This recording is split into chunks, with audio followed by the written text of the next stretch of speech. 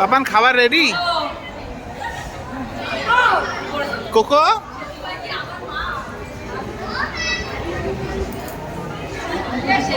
এই মুখে দিস না, তাতে বের কর মুখ থেকে।